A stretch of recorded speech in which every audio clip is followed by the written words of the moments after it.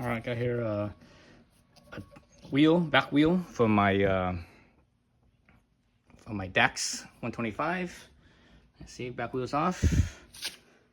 So now I'm actually gonna pump it up with the Silca, what is it called? Moto, Electrico, whatever it is. So the valve core out to actually see the bead. Is, it's not seated. So I'm gonna seat the bead with this thing. Put the valve core back in.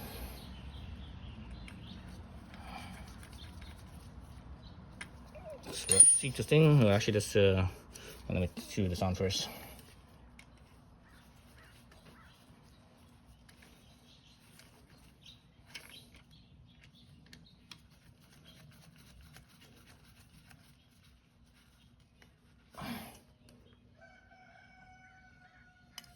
All right, so set at 60.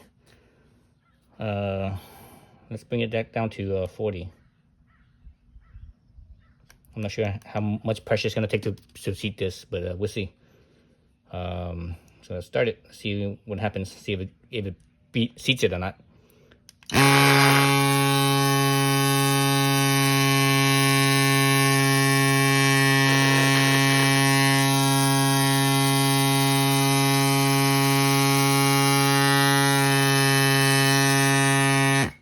Nope. So right now, what's happening is that the air is leaking out from wherever. Let's see. Right now, it's not seated very well. Let's see if I could.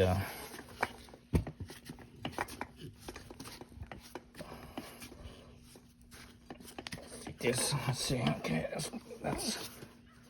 So there's a difference between setting the bead, or I should say, seating the bead. Seat meaning the bead will seat into the rim, and setting the bead. So right now I'm setting the bead so that way it could seat. So I think I'm good. Let's see. Let's try that again.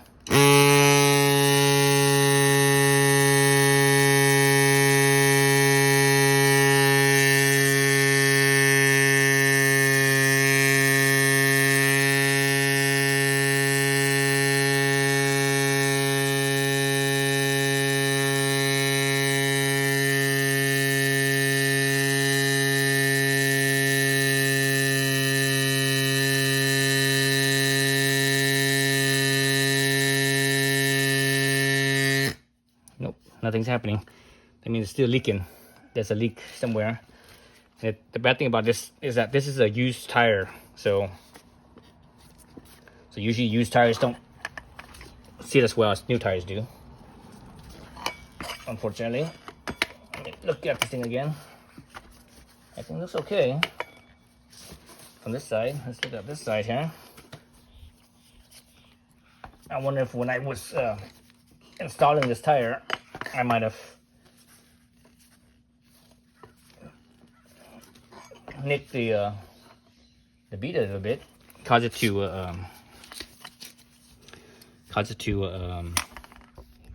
have a little air leak, where the rim is because I was using this tool right here, and you see the this edge here. This edge actually kind of gouged the bead a little bit, so that might be causing the leak. Oops, just turned off right there. So let's try that again.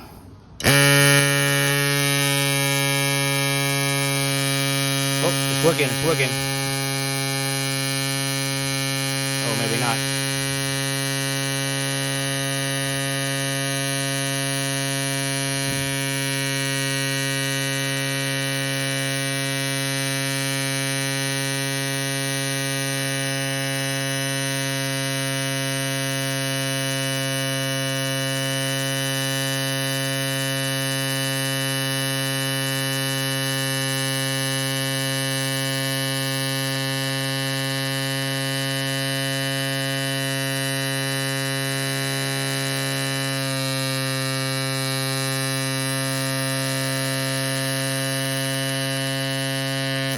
Nope, it's not working. So somewhere there's definitely a leak. Not sure where it is. I need to figure out where that leak is. I can't see anything. It's like we're in the shadow right now, and looking into the sun I can't see shit. Okay, let's readjust. Let's readjust to this angle over here. So I can see better. I can't see shit. Okay, see a little better. My seat looks okay. But why is it not seating? I think again it has to do with the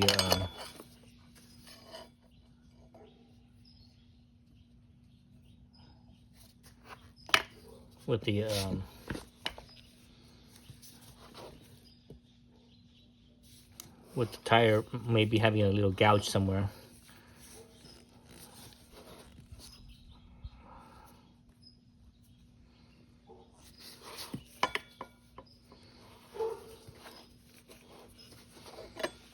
Let's see.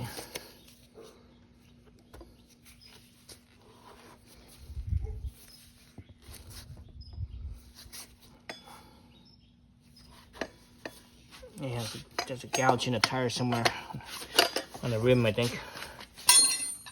Let's see, let's try this again.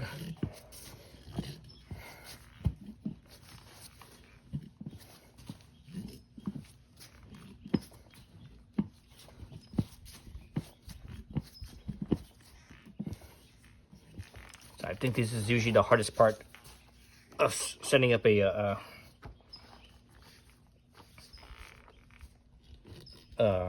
tire for, tubeless tire on motorcycles. This part right here is the hardest part. It's getting that bead to be just right. Let's try it again. If this doesn't work, I might have to get some tie straps.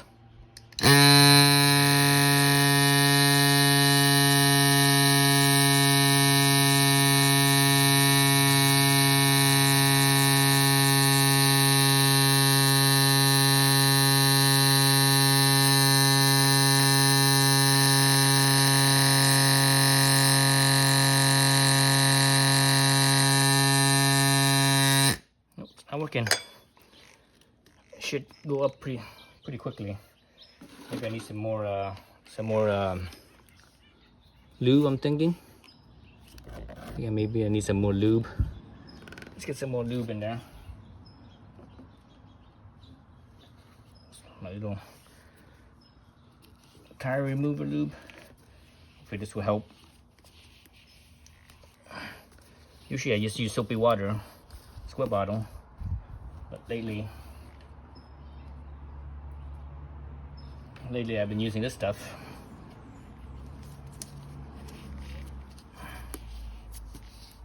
So I'm not sure if the leak is coming from this side or the bottom or the other side. Let's see what happens.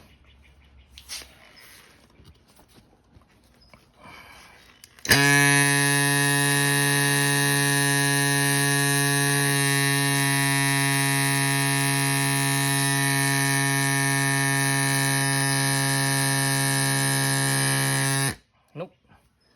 Pretty much, I could pretty much tell right away that it wasn't working.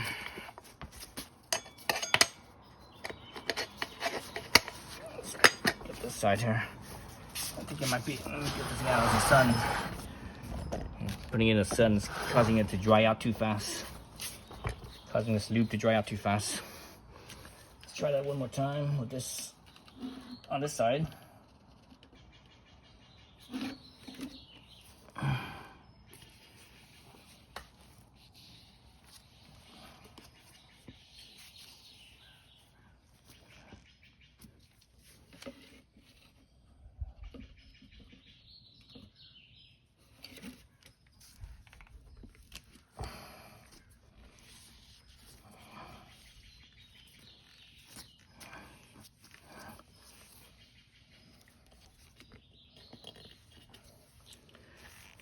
Okay, hopefully that helped. This might be a case where I need a certain surge of pressure, and this, the thing about these little pumps is that they don't have that surge of pressure like like an air compressor does. You know, like because you have a, you know, with an air compressor you have a tank, right? A tank with a bunch of pressure in it already.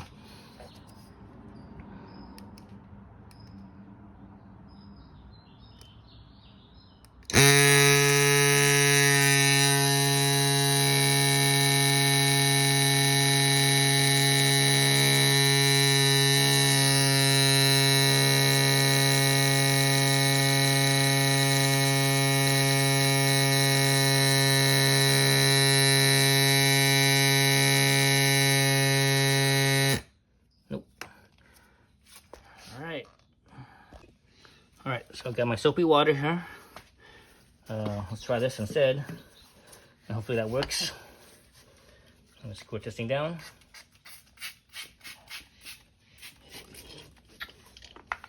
What the fuck? God damn.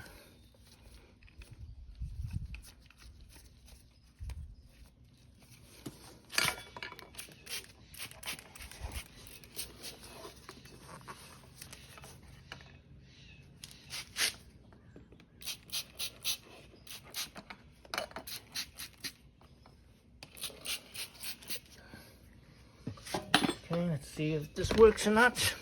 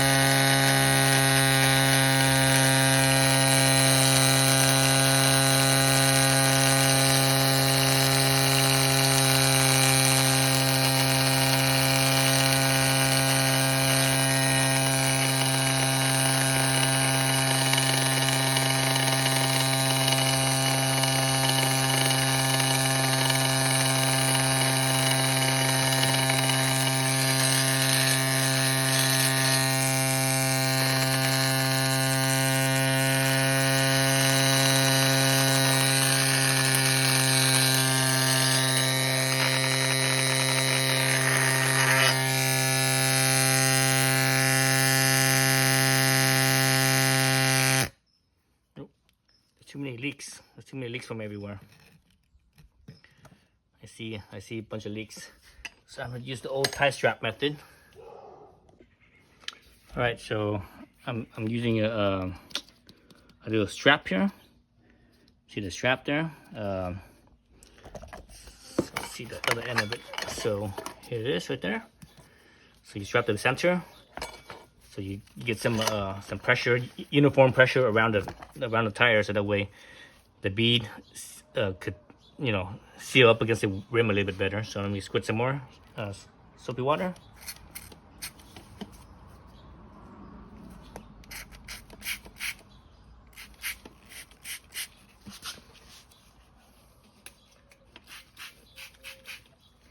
So hopefully that's gonna work. Let's see if it works or not.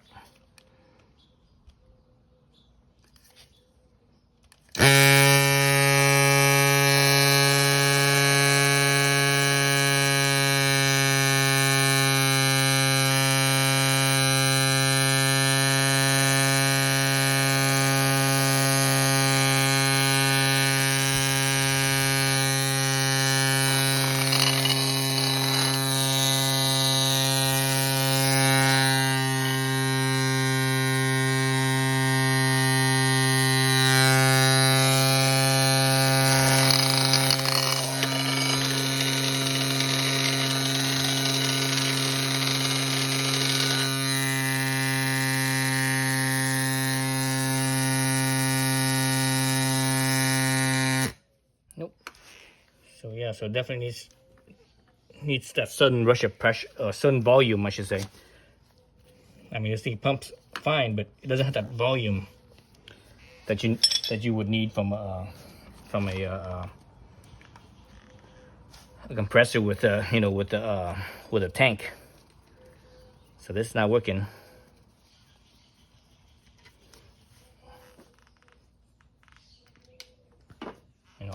On a brand new tire, it's fine, but this is a used tire, so can't see where the thing is that I don't see it bubbling. Usually it bubbles, right? Wherever it leaks, but I don't really see a bubble. I can see a bubble if I push at certain spots, but if I just leave it alone, I don't see it bubbling anywhere. That's the problem right there. So you normally it will bubble. Again, I think because this is a used tire. It's used tires usually they just don't seal as well. At least on the the seat. Again, I need that volume. Let me see if I can tighten up the strap and see if it works or not. Tighten up the strap right here. All right, on this side, I see two spots where it's leaking. It's right here and over here. You can see the bubbles coming out.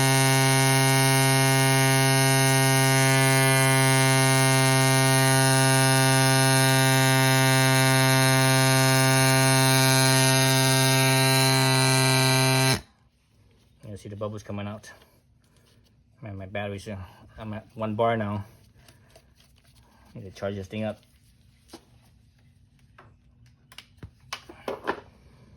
So at least I can see the leaks where it's not sealing, which is right here and over here. At least on this side of the tire. I don't know about the other side of the tire. I don't know about this side. No idea on this side. Actually, let me connect that thing one more time, and even though I know it needs a charge, I want to connect it one more time just to see where the leak on this side is coming from.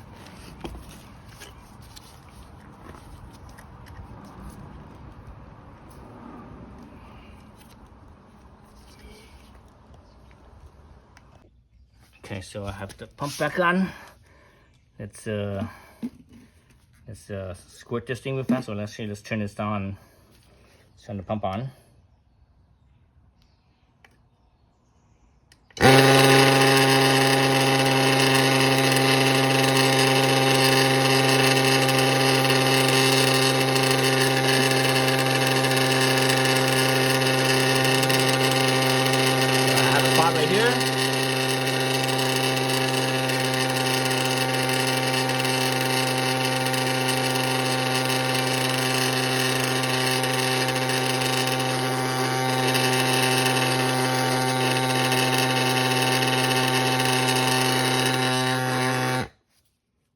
So there's a spot right here.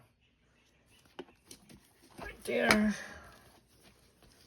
Right by the buckle. Let's see on this side again.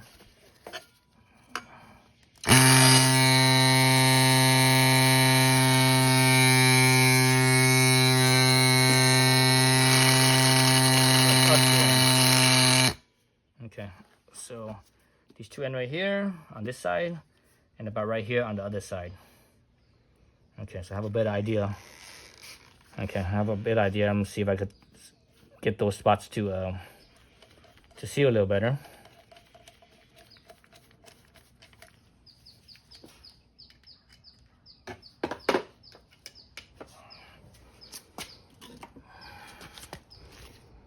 So my two here and the buckle. Okay. All right, so I got it seated, but I didn't use that pump. So in this case, the pump didn't work. I have to use the air compressor, with my chuck here. And that's what it needed. It needed that surge of volume because there was a couple spots where it leaked. Even when I put the chuck on, it still wasn't pumping up because I saw where the leak was. I can't remember. It was over here somewhere. So usually when that happens, where there's a leak, you have to push your hand in on that spot so that way the bead could seal against the rim. That's all it needs. A little bit of pressure. Then once and the soapy water, the surface tension will hold the rest, and and it held pressure, and it started pumping right up. Once it started to pump up and it starts to grow, that's when there's enough internal pressure where it's nice and uniform, where all the seat will just basically seal itself. And once it starts to seal, and more pressure will put more pressure on that bead to push against the rim, so it seals even better until the seat, not the seat, the bead seats on one side, it pops. You hit the pop, that means it's set or seat. Then on the other side, you hear a pop, then that means the other side is seated. So so it took that, again, that air compressor wasn't able to do with the pump. It's just, it needs that surge of volume. So that's the concern that I have with these little mini pumps, is that they're good at, if you're, if your bead is already seated on your, I'm using this on a motorcycle, but let's say that this is a bicycle, a mountain bike or a road bike that's tubeless with a sealant. If this was a mountain bike where, let's say, where the bead is unseated, I'm not sure if these pumps could do that. Again, this is things all dinged up. It's all gouged. It's gouged from the rim, from rubbing against the rim. So it's all beat up now. It looks all used up. Anyways, if the mountain bike tire is if the bead is unseated, I'm not sure if these type of pumps are able to seat it or not. I mean, the interface has to be like pretty much perfect for it to work, and that's usually not the case. Most of the time, I have to use the air compressor. Even with a floor pump, I usually can't get it to seat. I have to use the air compressor. But once the seats, the bead is seated, then you could use then you could use one of these or floor pump, and it's fine. But to get that initial seating of the bead, you need an air compressor, and that's like the only real guarantee that you have of seating a bead is with the air compressor, because again, you need that high volume, that certain high volume surge, and on trail side, if you ever lose a bead, your bead comes off. The only way I can see that's more reliable of doing that is with CO2 cartridges. And the thing with the CO2 cartridges is that you only have one shot. You have to make sure everything's just right first before you attempt to seat it. So I would actually try to attempt with one of these first, just to see. And it holds, that's great. If it doesn't, you pay attention to listen to it, see if you could hear where the spots where the leak's coming from. Let's say it's like right here, for example, on your tire. Just move that spot a little, push a little pressure on the outside of here inwards a little bit, massage it a little bit, and hopefully that will work. If that's the case, that's when you're like, okay, maybe the CO2 cartridge will be a better bet. So yeah, so again, these little pumps are cool, but do not depend on them for seating the bead. Outside of seating the bead, they work really well. So that's again the downside to any pump, not just these little mini electric pumps, but a foot pump, hand pump, whatever, is seating the bead. With seating the bead, the only sure way of getting it is with the air compressor. With that air compressor having that volume, the air tank having that volume of that certain surge of volume, really fast, high pressure. 100 plus psi, 125 or so is what it's at, right? So you have a 10-gallon tank, 20-gallon tank, whatever. The bigger the tank you have, the greater your chance that you have one of those little pancake air compressors for nail guns that they use in construction. Those things are only like 2.5 gallons. That one will work too, but usually that one kind of like a CO2 cartridge, because the volume is so small. You only have like one shot or two. If you don't get it, you have to wait for it to pump up again to pressure. Whereas if you had like a 20-gallon tank, because there's so much volume in there, you could actually stick your the chuck on there for a few seconds, and not have to worry about losing so much air from your tank. compared to like a pancake style compressor. But anyways, yeah, that's it. So this tire is good to go. This used to be the front tire on my Monkey. So the side's more worn out than the middle. The middle still, you look at the middle right here, it still looks brand new. Still looks thick like it was brand new, but you look at the side over here, all of a sudden you see the wear. And that's fine. You know, I'm using this as a rear tire, so I have, you know, a couple thousand miles on this tire that I could do. All right, that's it. Thanks for watching.